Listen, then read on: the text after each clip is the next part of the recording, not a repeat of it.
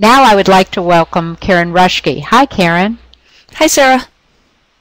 Karin is the president and founder of the International Language Services Incorporated. She also serves in several leadership positions in organizations related to language issues and interpreter services. She's going to talk briefly about the role of medical interpreters in solving communication access problems. Thank you, Sarah. Thank you for inviting me to speak on the importance of communication, effective communication with the deaf and the limited English-speaking population. So before we get started, I'd like to share a story. Griselda grew up like many immigrant children, and although she wasn't fluent in English, she always interpreted for her parents. When she became ill, her father took her to the emergency department with severe abdominal cramping. And because of the language barrier, she wasn't able to really talk about what was going on with her. No interpreter was offered, and she was given a pregnancy test. She stayed overnight for observation, and the next day she was released with a diagnosis of gastritis. She was sent home with her father with instructions that if she got worse, her father was to bring her back to the emergency department, which he did. After 2 days, when things had gotten really bad, he brought her back to the emergency department, and it was at that time that doctors identified that her appendix had burst, the infection had spread throughout her body, and she died a few hours later after being airlifted to another hospital. This is just one of many stories that we've collected over the years that really demonstrates the need for effective communication between the patient and the provider. Now, typically, interpreting is understood as the verbal transfer of meaning from one language into another. But the role of the healthcare interpreter actually goes beyond simple linguistic conversion. Our primary function is to facilitate understanding in communication. Now, this does not mean that we're responsible for ensuring that a patient and a provider understand each other. What it does imply, however, is that when interpreters become aware of barriers outside of language, for example, cultural barriers that could lead to miscommunication, interpreters are to share that information with the provider. Studies show that the limited English-speaking population comes to the emergency department at a much more advanced stage of their disease. They also have much higher non-compliance rates than English-speaking patients. And this is primarily due to the lack of trust between the patient and the provider.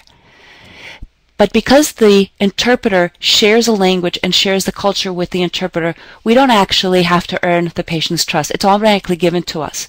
Providers, however, have to earn that trust.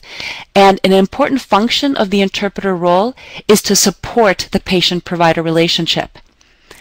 However, I'm also going to argue that supporting the patient-provider relationship includes identifying communication that goes beyond language and cultural issues. For example, a speech therapist is working with a young Vietnamese boy on developing his speech. There are toys in the room, and the patient is encouraged to play with these toys. And as he picks up each one of the toys, the therapist asks him to verbally identify the toy. At the end of the session, the therapist writes down the names of all the toys that the boy picked up and played with, and he gives a list to the mom and tells the mother that at home she should be practicing the names of these toys with her son. A fish is one of the toys that the boy played with during his session. And it turns out that the boy is having a really difficult time saying the word fish.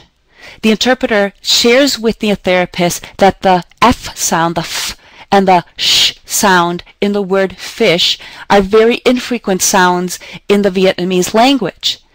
And since the mom is also unfamiliar with these sounds, the therapist decides to focus on other sounds first. The therapist in this case was lucky that she was working with a trained, qualified interpreter, someone who was able to identify a potential communication barrier, allowing the therapist to revise her plan. Now, How do you know if an interpreter is qualified or not? There seems to be continued confusion around the term certified interpreter. You'll often hear interpreters say that they are certified, but actually certification is a fairly recent development in the healthcare interpreting field. The important thing is to ask an interpreter for their credentials in order to determine their level of competence. Currently, healthcare interpreters certification really only exists for Spanish-speaking interpreters. There is an associate healthcare interpreter credential for all other language, but this is not true certification.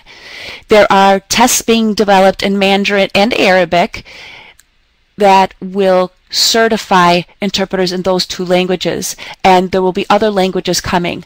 But for the time being, there is only Spanish-speaking interpreters can be certified. This is for the spoken languages. For the deaf interpreters, certification exists already through the Registry of Interpreters for the Deaf. For more information on either one of these two organizations, I would recommend that you go to their websites, and these websites will be provided as a resource on a resource page. And now, with the use of technology, high definition 4G wireless video remote interpreting makes it so much easier to access qualified interpreters when on-site interpreters aren't available. Interpreting competency can also be tested through online language proficiency assessment tools. So basically, with today's available technology, there are very few remaining barriers preventing healthcare facilities from offering qualified healthcare interpreters. I would say that working collaboratively is probably the most important aspect of effective communication. Now, this does not mean that interpreters should in any way assume the role of the healthcare provider. Each patient encounter is different, and effective communication may mean applying a different approach to each encounter, incorporating the interpreter into the treating team, sharing information about the encounter, such as, for example, what you're trying to accomplish in a mental health session, what are the goals of a speech therapy session, whether or not you're going to be delivering bad news to a patient. All of these, by sharing information with the interpreter can better prepare for the encounter and therefore help the provider achieve his or her goal. Interpreters also have expectations regarding what we need in order to perform our jobs effectively, such as pacing requirements, offering a reminder that anything that the provider says or the patient says has to be interpreted, even if it's an inappropriate comment. The important thing is that by working together as a team, we can really enhance the patient-provider experience. Thank you, Karin. That was great. Thank you, Sarah. So let me just review very quickly some of the main points that Karin just made. Interpreters play a key role on the healthcare team, and they not only interpret word for word, but important language, linguistic, and cultural issues. We need to ask about credentials. What's the training of an interpreter? Because it's important, particularly in healthcare settings. And work collaboratively, interpreters with others. Finally, it was so interesting to hear about some of the new technology that's available that's going to make it so much easier to interpret and to make sure that people with language differences are understood and understand what providers are saying.